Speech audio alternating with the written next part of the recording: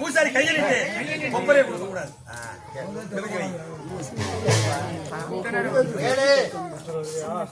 எப்ப கூப்பிட்டாலும்